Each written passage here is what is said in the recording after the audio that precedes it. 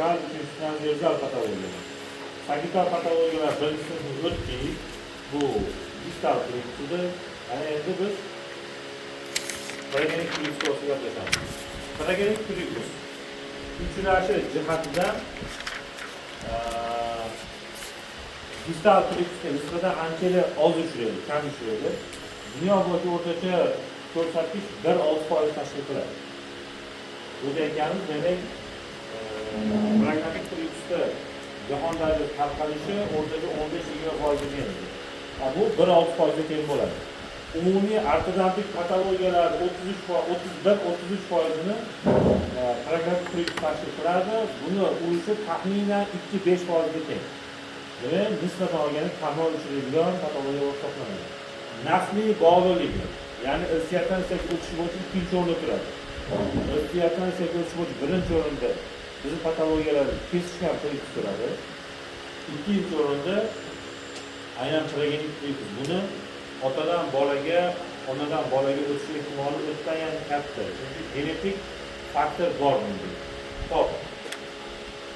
Betamal klassifikatsiyasi bo'yicha mezial prinsip yoki paragenik prinsipni 3 ta turi farqlanadi. Xo'p.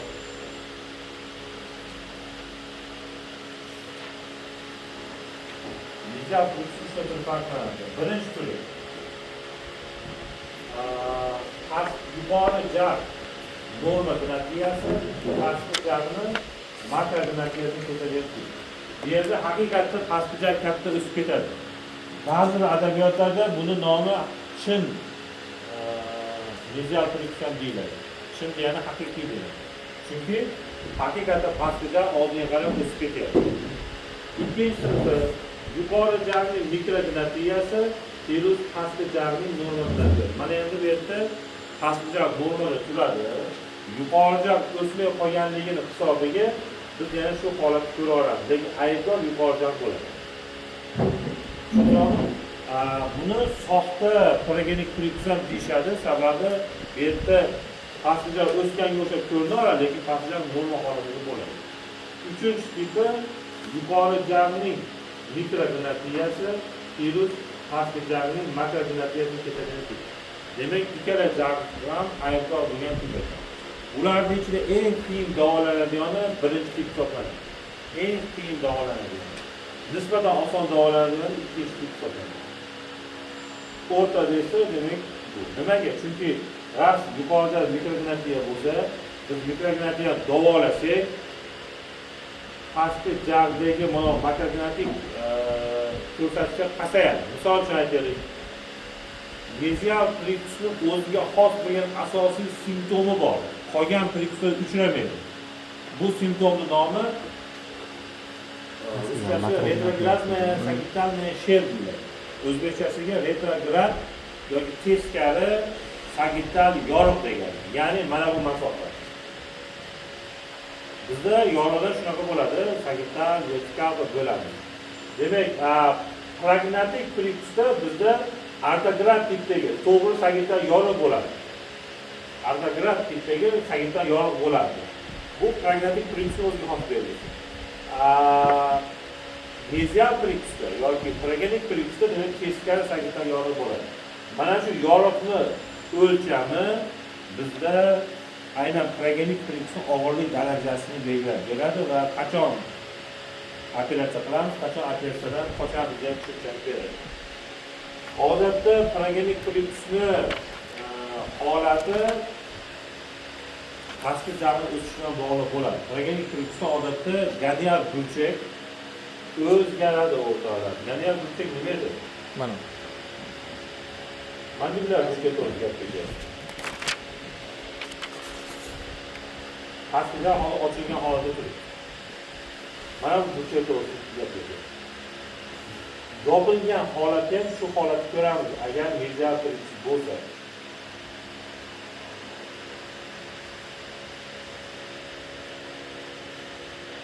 Bu yopilgan holatida ham aynan bizda burchakning katta hajmini ko'ramiz. Odatda bu gradus 131 gacha bo'lsa yengil daraja, 131 dan 133 gacha bo'lsa o'rta og'ir daraja, 133 dan yuqori bo'lsa, buni nomi demak og'ir daraja deb baholanadi. Xo'p. Asosiy bo'lgan narsamiz shu. Qanaqa davolaymiz ekan? Agar u pastki jag makrogenetiyasidan ketayotgan bo'lsa, sagital yorug'ni hajmi oz bo'lsa, 2 mm gacha bo'lsa, yuqori jag'ni protuziya qilish orqali davolash protokoli bor. Pastki jag'ga tegmaydi, yuqori jag'ni protuziya qilish bilan davolash protokoli bor. 2 mm oshgandan keyin buni qilib bo'lmaydi. Xoliqova Mumtoza degan bir qizni jo'natishgan Toshkentdan. Toshmiyda bitta ish qilishdi. Toshmiyda bitta ish qilgan. Kafedrada. Bu qizda haqiqatda progenik, ya'ni mediatrix bo'lgan. Yuqori jag'da bitta sentr bo'lmagan. Bitta markaziy kurash bo'lmagan.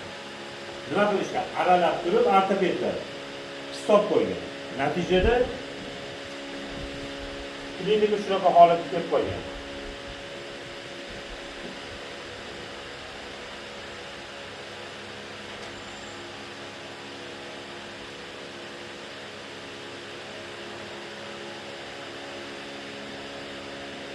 Ko'ryapsizmi?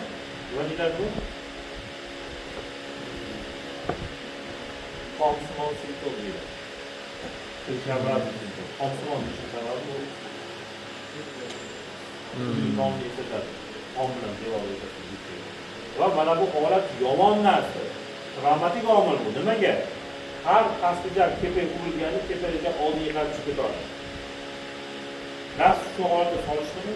Har tishlaganda bu oldinga qarab ketadi. Mana bu tishlarning orasiga ochilgan paydo bo'lishi verobrazm simptom deyiladi. Ijtimoiy simptom degan.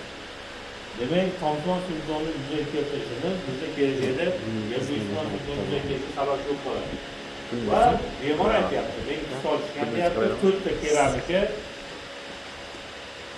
bokovoy bilan klipni o'rtasi ochilishni boshlagan. Biz nima ish qildik?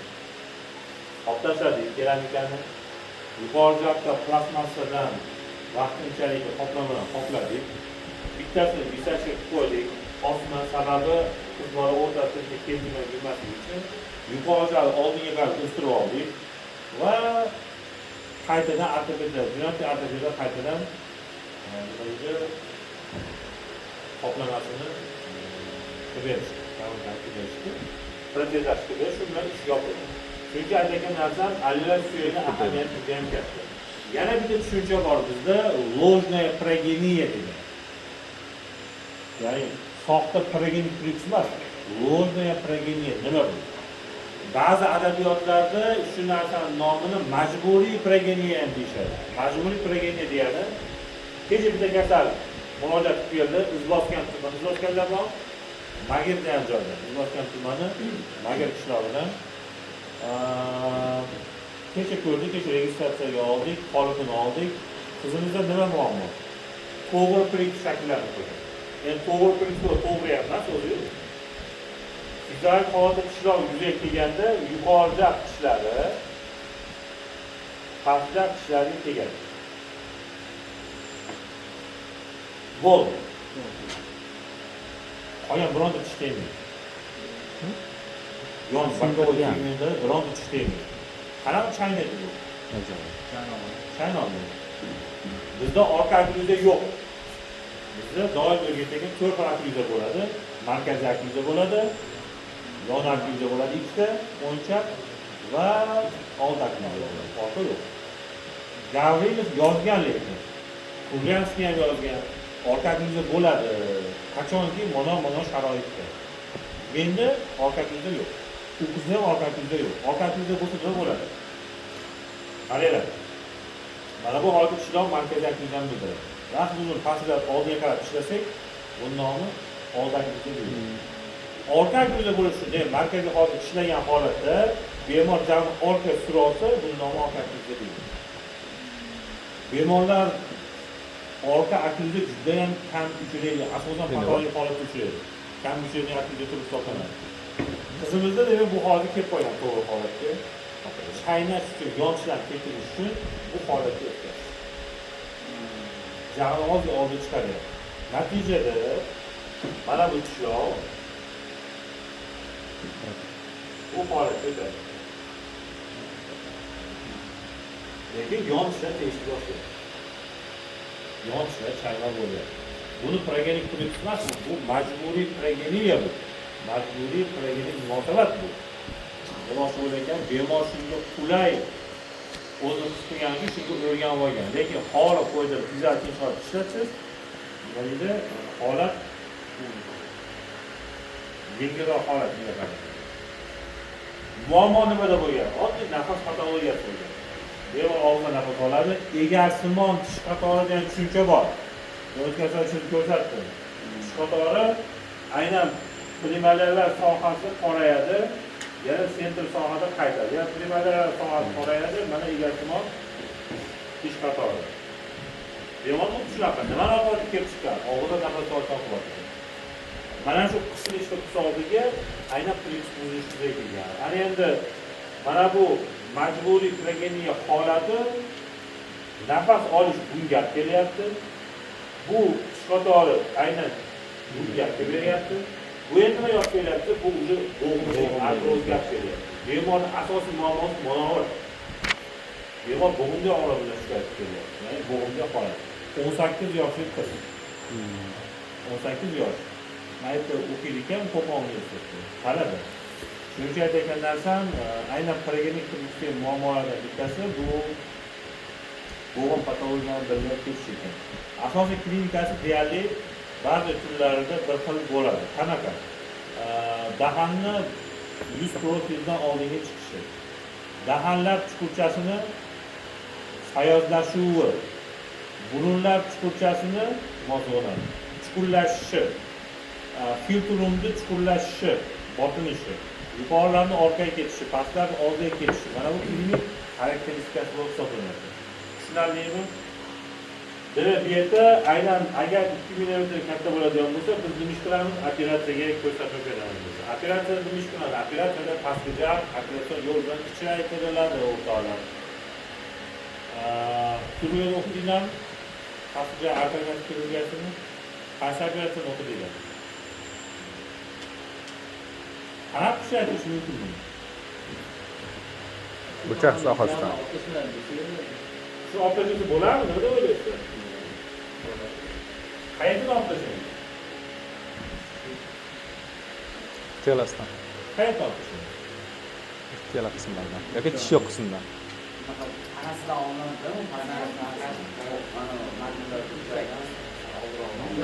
Ana bunchani oldik. Bu yer muskul birgani joy. Ichki tomondan ham muskul bor. Impressiya digitalisda barmoqsimon radar bor. Muskulli joyi. Tashqari tomondan muskul birgadi. Qaynoq muskuli. Hop, ikkala tomondan muskul birgagan joydan jarni sindirsa bo'ladimi? Kelajakda u jar chidaydimi keyin qaynoq bosimga? Skotchov degan olim bittasidan taklif qilganda edi. Algoritmda radikal kesishdi.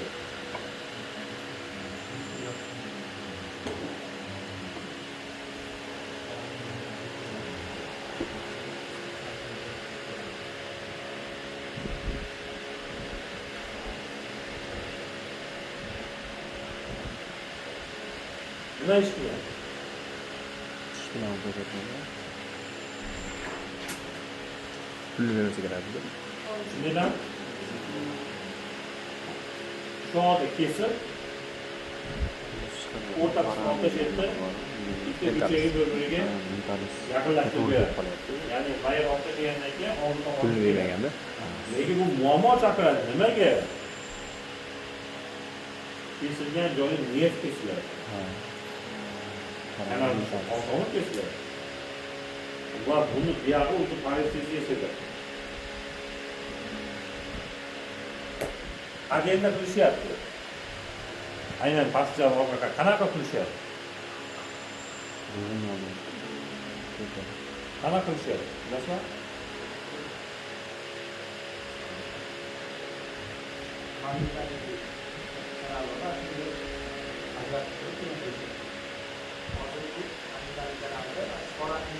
Ular ishtonlar suyuq tashamayapti.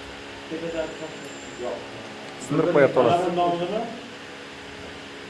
Tana qismi. Asli jar qoq, ramzman. Ramzman ularni aralashyapti.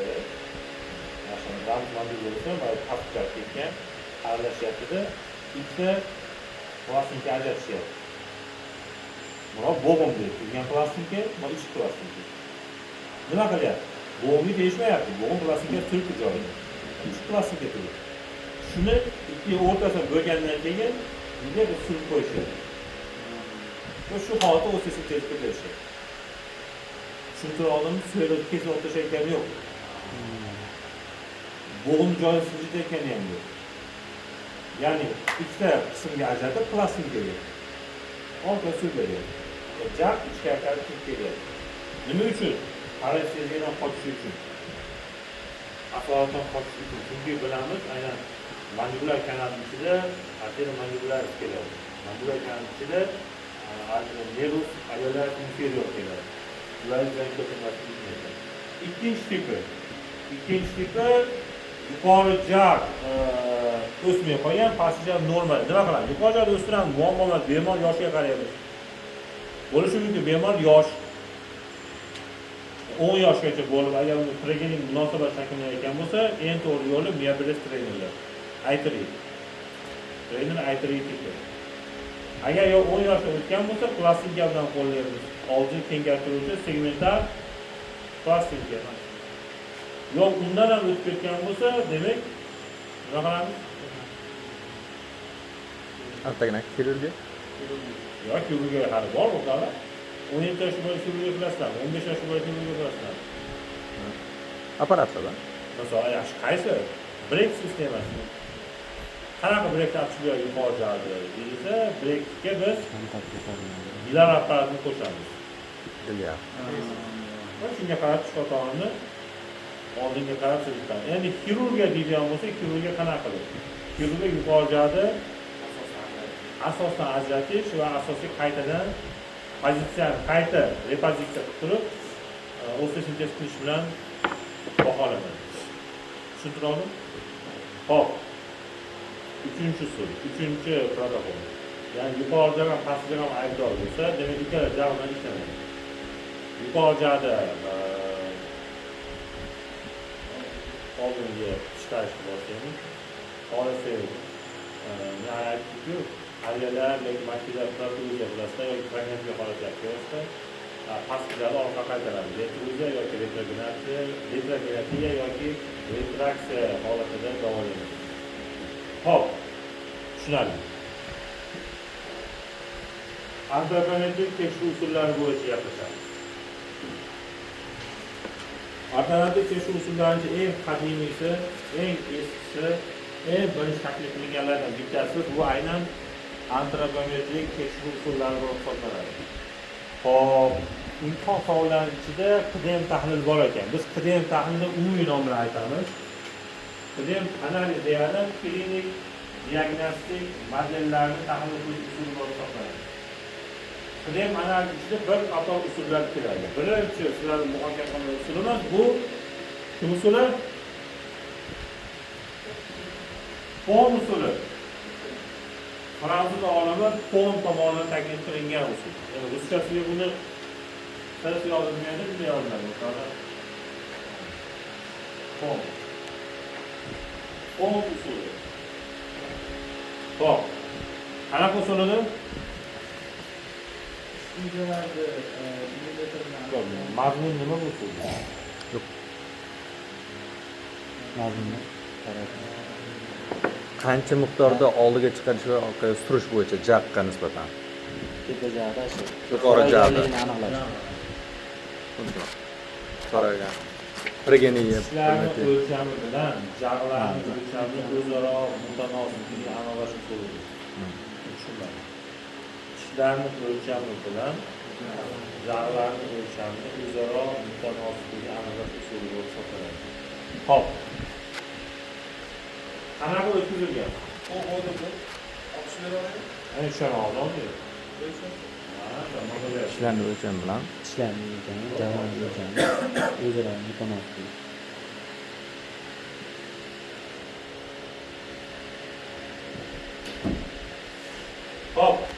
Qanaqa usulida? Sizlarni o'zaro jam o'lchaydi. Ja o'lchami, o'zaro mukammal. Qanaqa o'lchaymiz? O'zaro. Mukammal. Mutanosib. Usulda gap. O'zaro mukammal. Mutanosib.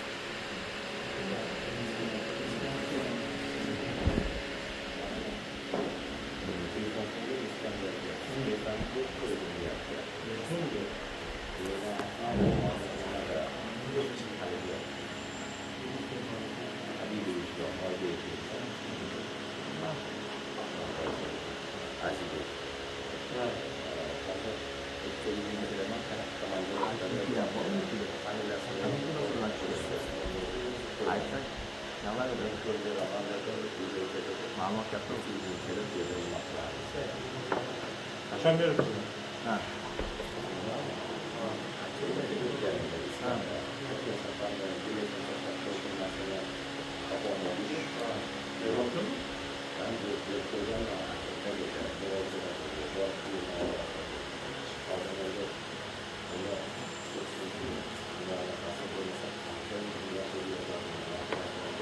Smetana gelsin, doğru diyor. Bu da hani smetana gelsin, keçe, korektör, hop, ne geladi. Просто ko'p narsani qovul qolib ketib qoladi. Pom. Pon usuli. Pon nimani amalga bergan? Tishlar o'lchami degani yuqori jaldagi to'rtta tishlar o'lchami bo'lgan. Qaysi?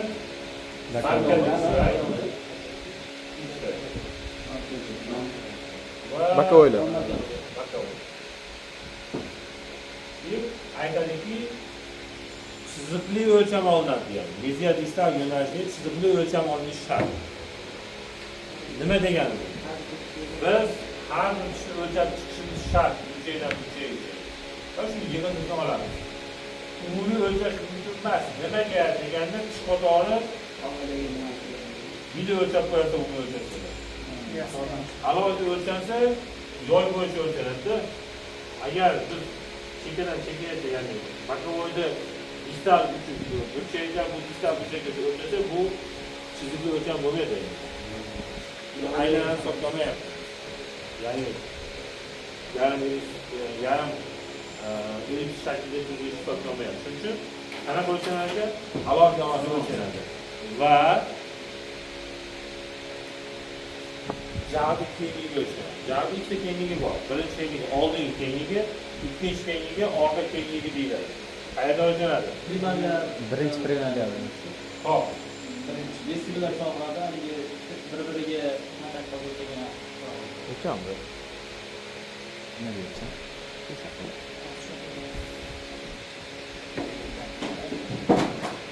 Distal videolar o'lchami.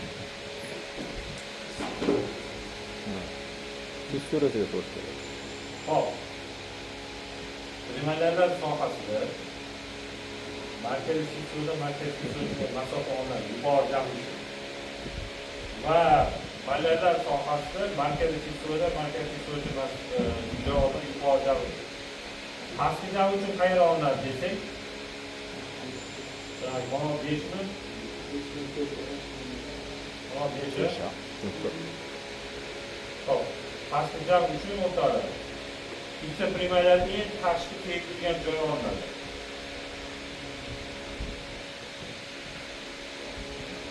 Oldinchi soat eng tashqari bo'lib turgan joy olinadi oldin. Nima uchun ular bo'lyapti? Shunda pastki jahli o'lchamidan yuqori jahli o'lchami yagona bo'lib chiqadi. Konusning ahamiyati ham shunda. Bitta koeffitsient ham yuqori jahli uchun ham pastki jahli uchun foydalaniladi konus. Kon koeffitsient nechaga teng? 10. Nechaga teng? 80. 64 ga 80 ga teng. Qanaqa o'tkaziladi konus? O'lchaymiz. Misol aytaylik, 8 mm, 8 mm, 6 mm, 6 mm. Bu qancha bo'ldi? O'shalar 16, 12, 28. 28 bo'ldi. Kon indeksi primerlarlar uchun teng bo'ladi. 28 ni ko'paytiraman 100 ga, bo'laman 80 ga. chiqaringlar. Fon indeksi variantlar uchun teng bo'ladi 28 ni ko'paytiraman 100 ga, bo'laman 64 ga. Necha? Bu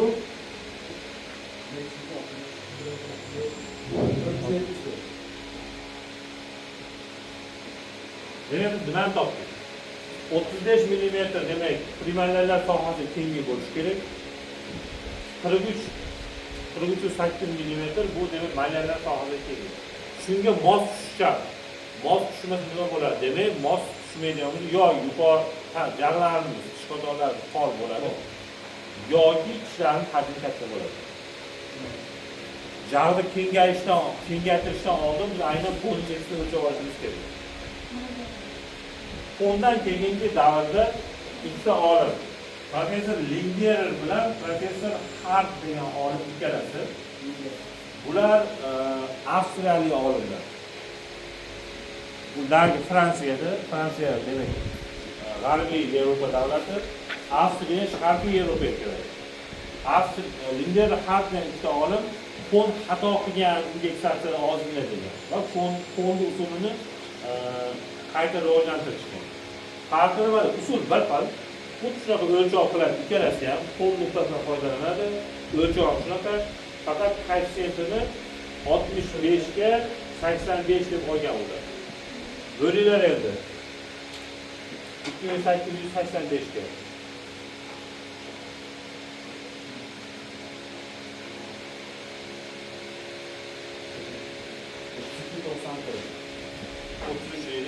Hop, bunisi ha?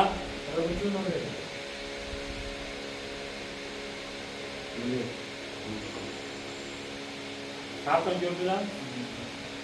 To'g'ri, ikki million farqlar biz uchun katta narsa. Katta masofa o'tadi. Shuning uchun ko'p alternativ muammoli vaziyatli masala bo'lsa, fon usuli bilan o'lchaymiz deydigan bo'lsak, 84 yo 80, Lingner Hart usuli bilan o'lchaydigan bo'lsak, 65 80 kaysiyat oladi. Biz hozir Lingner Hartdan fonni ko'rib oldik. Tushunarlimi? Xo'p, keyingi usul. Fon usuli bitta kamchiligi bor-da. Misol uchun aytaylik, yuqoridagi bitta tish yo'q. O'tkisi bo'ladimi? Bo'ladi. Qanaqa o'tkizamiz deganda, aynan ikkinchi tishni ikki ko'paytirib olamiz o'lchami.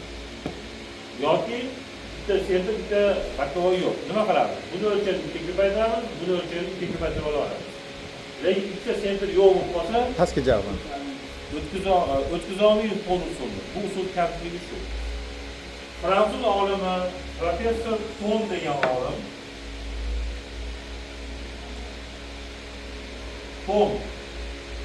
fon usulini qulaylashtirib berdi. Qanaqa? Agar yuqoridagi bironta tish bo'lmaydigan bo'lsa, pastdagi tish o'lchamlarini yordamida yuqoridagi tish o'lchamlarini toplaydi. U qanaqa? Pastdagi 4 ta kurak tishni o'lchamini oladi va shuni yuqoridagi tishlar o'lchamiga, uning o'lchamiga solish nisbat qilgan. Bu proporsiya. Professor Ton tomonidan taklif qilingan koeffitsiyent 0.74 ga teng bo'ladi. Bu nima degani? Pastga o'lchaymiz. Misol aytaylik 6 necha bo'ladi? 24 bo'ladi. Pastga 24 mm. Bu 0.74 koeffitsiyentga teng. Xo'p, yuqoridagi 1 ga teng bo'ladi. Demak, yuqoridagi o'lcham qancha? Yuqoridagi teng bo'ladi 24 ni ko'paytirib 1 ga bo'laman 0.74 ga. Hisoblaylar. Ha? Ustoz tonniki 75 edi. 2 yilniki 74 edi. Teskari.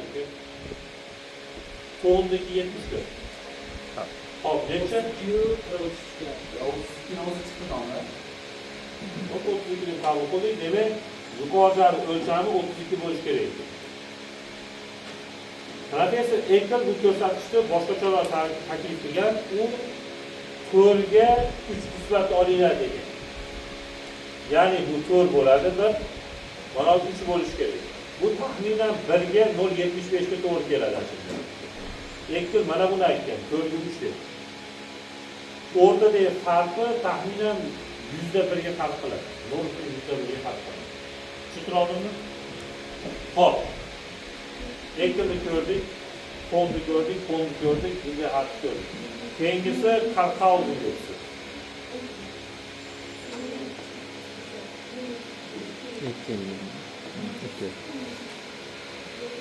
Hop, qarqal bilan ko'rgan ekan. Jadvali bor ekan. Sizlargan, hop.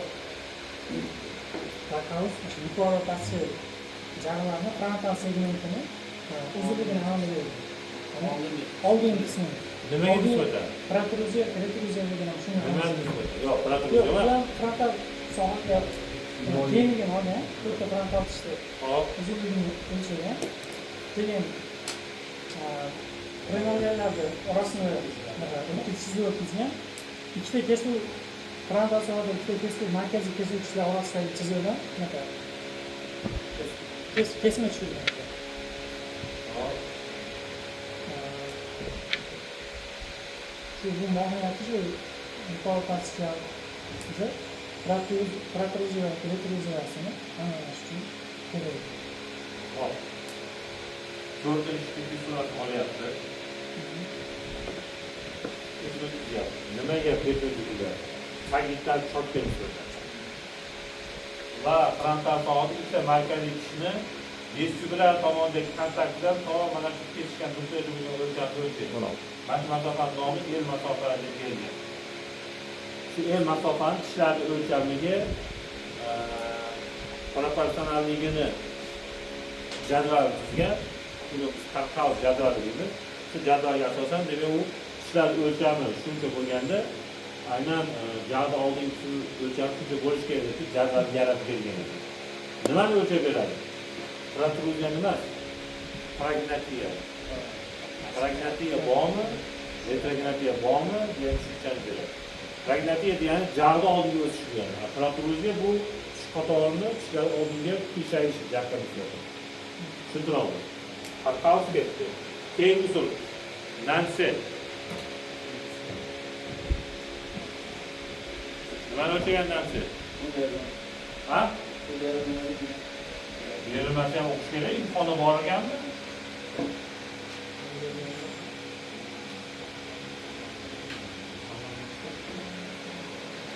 So'nggi topshiriq jamiyatlar.